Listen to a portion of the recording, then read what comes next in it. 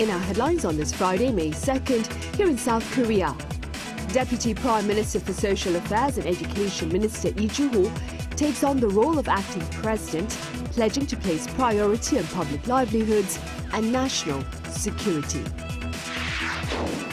Also, on the local front, former acting President Prime Minister Han Duck-soo declares his intentions to join the presidential race following his resignation a day earlier.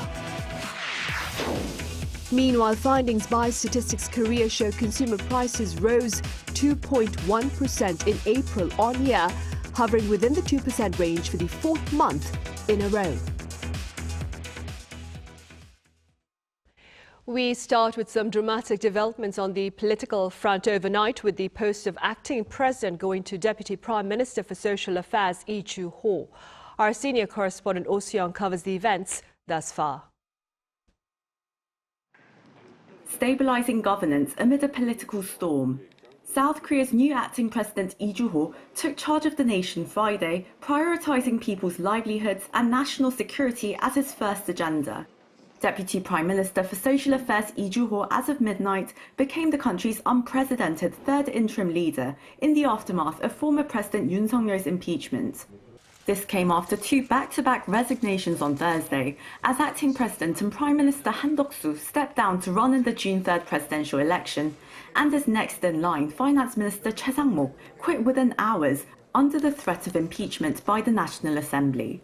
Lee's first course of action, convening the National Security Council to ensure livelihoods and public safety remain intact, and for watertight readiness against potential provocations from North Korea.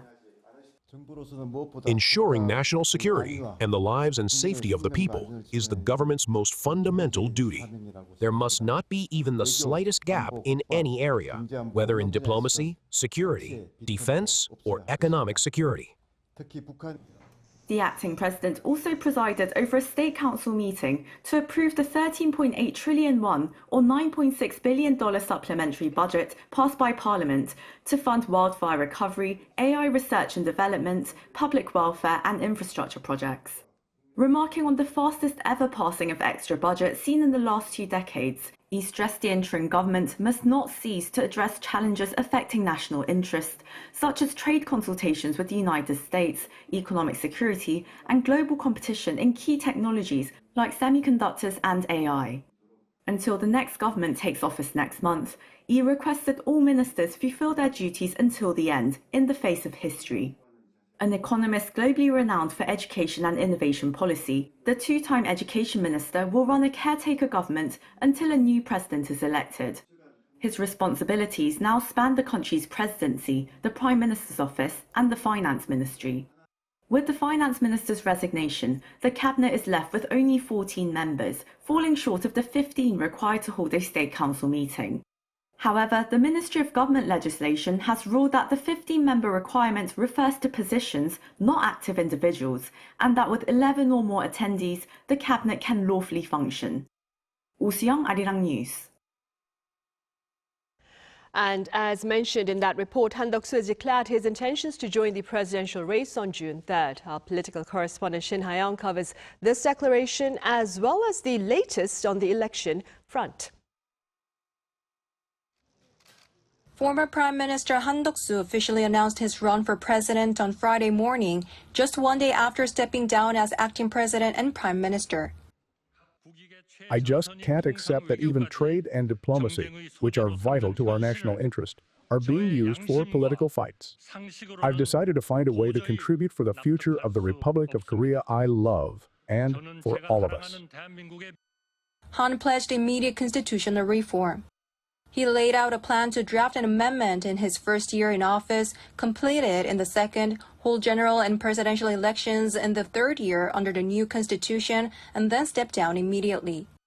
He also pledged to tackle trade issues including U.S. tariffs, as well as to work for national unity and support the vulnerable. Han's entry into the race is expected to shake up the People Power Party's primary, now in its final stage, as he is expected to form a coalition with the PPP's final candidate. The PPP will wrap up its 2-day voting on Friday to choose the party's presidential candidate, with results based 50% on party members and 50% on a public opinion poll.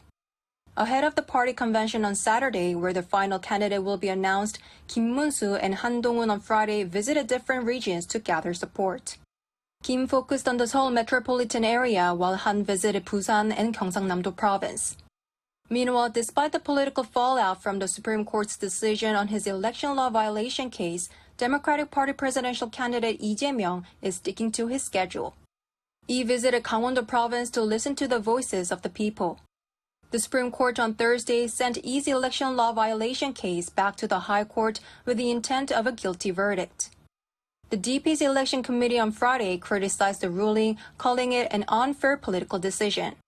The National Assembly Legislation and Judiciary Committee, led by members of the DP, decided on Friday to initiate the review of a DP proposed amendment to the Criminal Procedure Act despite opposition from PPP members. The amendment aims to halt legal proceedings once a defendant is elected president. The DP plans to refer the bill to a plenary session next week. 신하영, Arirang News. In other news, consumer prices continue to hover on the 2% range here in Korea for the fourth month in a row. Park Jun-an covers the findings for this past April. Inflation in South Korea persists despite low oil prices, spurred by high food and dining out costs. According to data from Statistics Korea on Friday, South Korea's inflation in April stood at 2.1% year-on-year. Consumer prices have been showing increases in the 2% range over the past 4 months. High exchange rates due to the weakening of the Korean won and supply constraints pushed up the prices of processed foods and the cost of dining out. Compared to April last year, prices of processed foods went up by 4.1%. This is the highest level of increase in 16 months. In the same period, the cost of dining out went up by 3.2%. This is the highest level of increase in 13 months. Declining global oil prices eased inflationary pressure as prices of petroleum products fell 1.7%, offsetting earlier gains. An expert from Statistics Korea pointed to the impact of the drop in global oil prices from around $89 per barrel in April last year to around $68 per barrel this April as a reason why further increases in consumer prices did not occur. The fluctuations in consumer prices were due to a downward shift in petroleum products, due to a decline in global oil prices. While the rise in the exchange rate contributed to April's inflation and falling global oil prices limited further increases in consumer prices, this data alone does not indicate a long-term economic trend. Although it used to go up, the exchange rate is falling a lot at the moment. So I think the exchange rate problem will go away sooner or later. About the global oil price issue, oil prices have also dropped a lot recently, but they might go up again. So I don't think the inflation issue is stabilized yet. Meanwhile, the prices of fresh produce fell by 1.9%, marking the largest drop since March 2022. Despite global uncertainties, an expert from Statistics Korea expects the country's inflation level to remain around 2% in the near future. Park Jun-han, Arirang News. Working-level trade officials from South Korea and the U.S. counterparts have concluded their first technical talks on tariffs in Washington, D.C. Our correspondent Lee Soo-jin has more.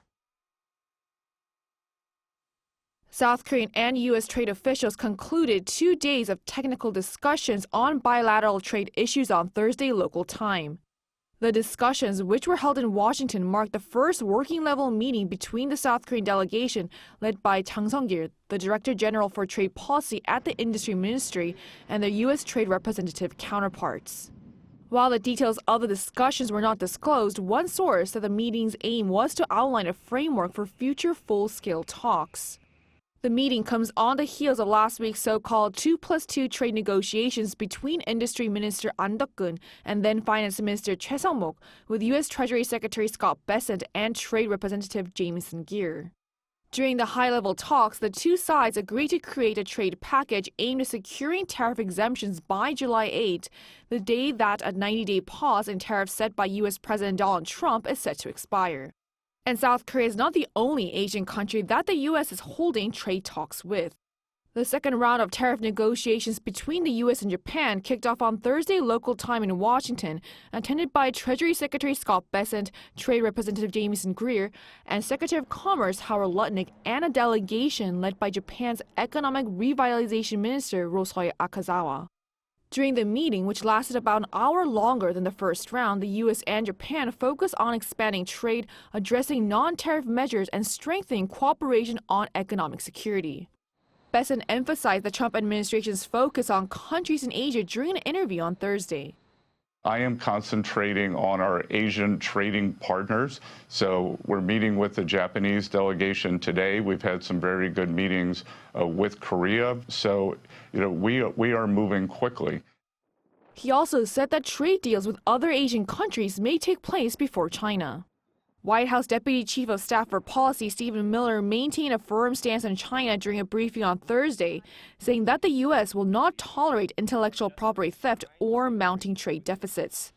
He also said the trade deficit in auto trade between the U.S. and South Korea, Japan, and the European Union was, quote, unsustainable under fair trade conditions.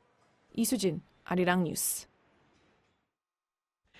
Hyundai Motor and Kia Corporation have reported record sales in the U.S. market in April, marking a seventh straight month of growth. Company officials say Hyundai saw its sales soar 19% on year last month to hit 81,503 units. Kia, for its part, posted a 14% on-year jump to reach 74,805 units. This latest stellar performance is being linked to the two car makers' SUV models and their eco-friendly vehicles. In fact, Hyundai's hybrid models marked a 46% rise, while Kia's hybrid sales were up 21%.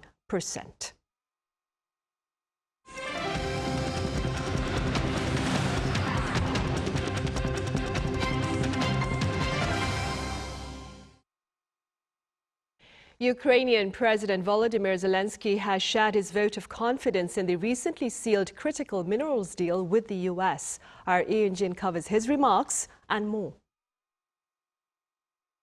After months of negotiations, the U.S. and Ukraine have signed a minerals deal.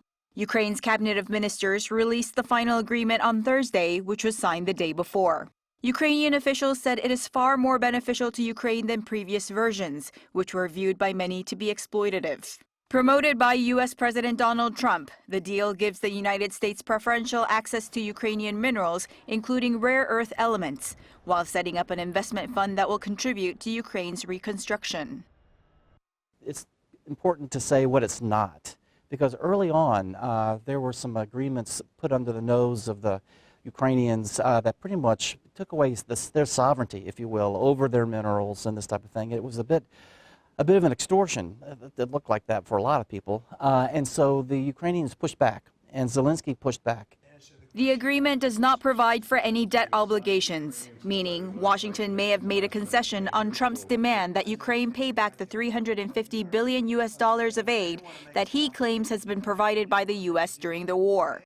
Though the agreement doesn't provide concrete security guarantees to Ukraine, it does affirm a long-term strategic alignment between the two countries and a tangible demonstration of the United States of America's support for Ukraine's security, prosperity, reconstruction, and integration into global economic frameworks. Ukrainian President Volodymyr Zelenskyy said the deal was truly historic. The agreement has changed significantly during the preparation process. It is now truly an equitable agreement, one that creates opportunities for substantial investment in Ukraine. The agreement does not recognize any debt, and a fund is being set up, a reconstruction fund that will invest in Ukraine and generate returns here. Meanwhile, the Kremlin has remained silent on the agreement, but former Russian President Dmitry Medvedev said Trump had broken the Kiev regime because Ukraine would have to pay for U.S. military aid with mineral resources, which he called national wealth of a disappearing country. And a former Kremlin advisor suggested that the deal has made it harder for the war to end through peace talks. Since the signing of the deal, authorities have reported that a Ukrainian drone attack has killed at least 7 people in the Kherson region, and a Russian drone attack on Odessa has killed 2 people. The Ukrainian parliament still needs to ratify the latest agreement for it to come into effect. It could be voted on during parliamentary sessions between May 13th and 15th if all procedures can be completed in time. 이은진, Arirang News.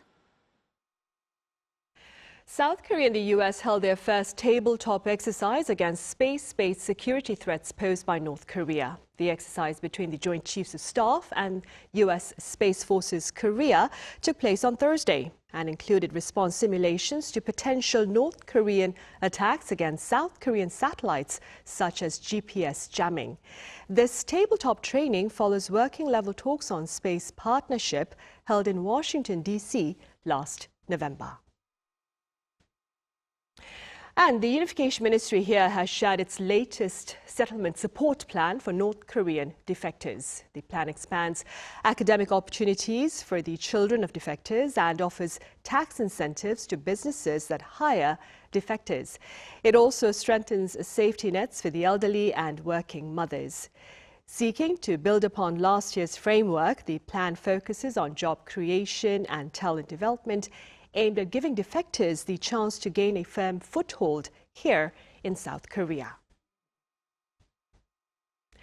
Now, a while back, we covered an elaborate reenactment of a centuries-old diplomatic mission that begins here in Korea and ends in Japan. Well, that mission is now reenacting its trip to the neighboring country, having set sail from Busan earlier this week. Our culture correspondent Song Yoo-jin files this report. The final stop on Korean soil for the Joseon Tongsinsa, Korea's diplomatic missions to Japan during the 17th to 19th centuries, was the port city of Busan. After arriving from Seoul, hundreds of envoys boarded ships bound for Japan. Every year, this historic moment is revived through the Joseon Tongsinsa festival. Dressed in traditional Korean attire, hundreds of participants marched through Busan, retracing the footsteps of the original envoys. It's my first time participating, but it really made me reflect more deeply on Korea's relationship with Japan, such as the colonial era. When I filled the form for this event, I did look it up, and it was a good historical piece that I got to know. Yeah. And completing the recreation, the Tongsinsa ship has also been meticulously brought back to life. So this is a vessel that was modeled after the original Tongsinsa ship setting sail for Japan. By mid-May, it will arrive in its final destination, Osaka. This marks the first time in 261 years that the route to Osaka is being taken. The man behind this reconstruction is Hong Sun-jae, who has spent a decade bringing the historic vessel back to life. Since 2015, he has collected historical documents, studied ancient ship models, and traveled across the country to find the right timber.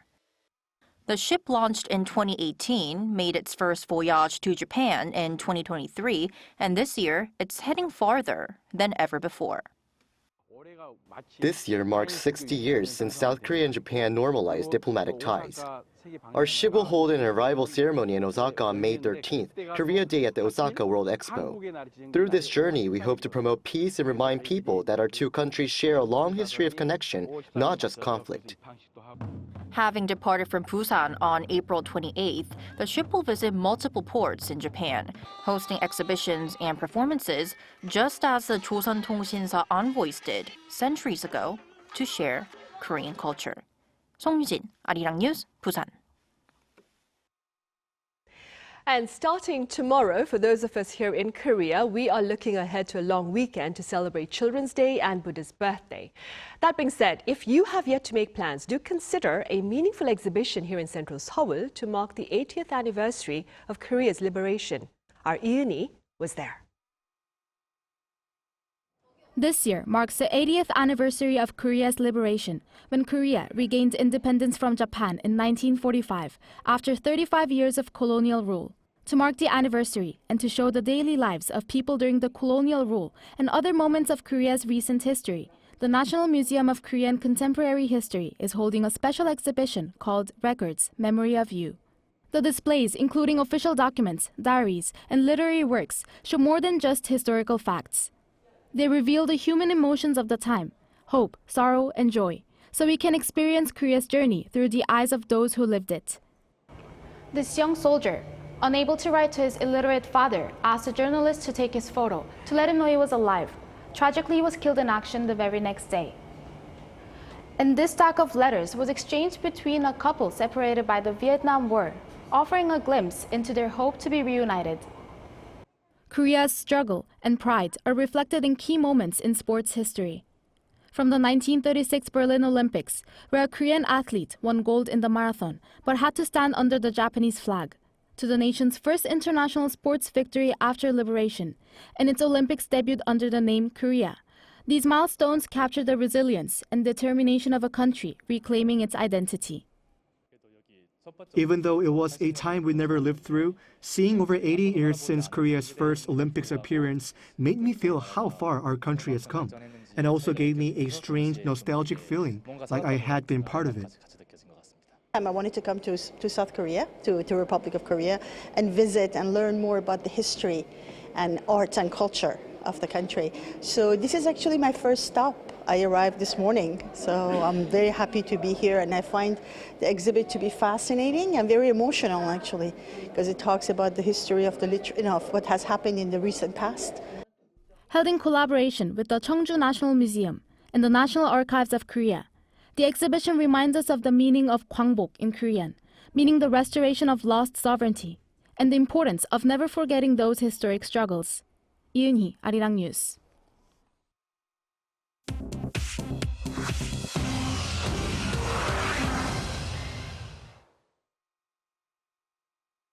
This is The World Now, bringing you the latest stories from around the globe. U.S. President Donald Trump has removed National Security Advisor Mike Waltz following a security breach and named Secretary of State Marco Rubio his interim replacement. As part of the reshuffle, Trump has nominated Waltz as U.S. Ambassador to the United Nations. President Trump's decision was announced on Thursday local time. This comes after Waltz mistakenly added journalist Jeffrey Goldberg to a group chat of top officials discussing classified U.S. military operations in Yemen. While an internal review concluded the breach was accidental, the incident intensified tensions between Waltz and other officials over his hawkish foreign policy views. Secretary of State Marco Rubio has been appointed as acting national security advisor, adding to his current roles as Secretary of State, acting administrator for the United States Agency for International Development, and U.S. archivist. The Senate must now confirm Waltz's nomination as UN ambassador. Parts of Northwest Europe are experiencing an unprecedented heat wave, with multiple countries recording their highest temperatures at the start of May. The United Kingdom saw its hottest start to May since records began on Thursday, with temperatures reaching 29.3 degrees Celsius at Kew Gardens in London, according to the Met Office. This surpasses the previous record of 27.4 degrees Celsius, set in 1990.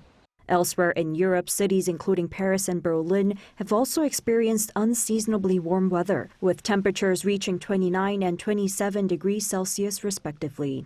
The early onset of such high temperatures raised concerns about the frequency and intensity of future heat waves in the region. In Brazil, Sister Ina Canabarro Lucas, recognized as the world's oldest person, has died at the age of 116. Sister Ina passed away on April 30th in Porto Alegre due to natural causes. Born in 1908, Lucas became a Catholic nun in her early 20s and devoted her life to religious services and teaching. She joined the Teresian Sisters religious community in 1927 and spent decades educating students. Sister Ina was blessed by the late Pope Francis in 2018. She attributed her longevity to her faith, saying that he's the secret of life. With her passing, 115-year-old Ethel Caterham in England now holds the title of oldest living person. Choi Ji-hee, Arirang News.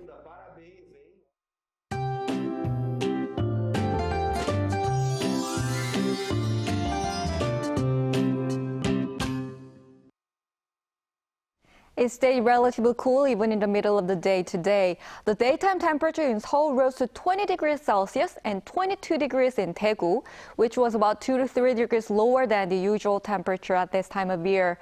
Temperatures will move down a bit with the rain tomorrow. There is frequent rain in the forecast during this extended weekend. Following tomorrow, it will rain across the country next Monday night and continue until Tuesday. Rain will begin in the central parts of the country early tomorrow and gradually spread to the whole country.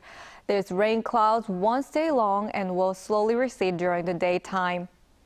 Tomorrow's Seoul and Daejeon will start off at 9 degrees, Gyeongju at 10 degrees. Daily highs will rise up to 16 to 18 degrees nationwide, except for Jeju at 23 degrees. Mild conditions with rain are expected until early next week. That's all for Korea. Here are the weather conditions around the world.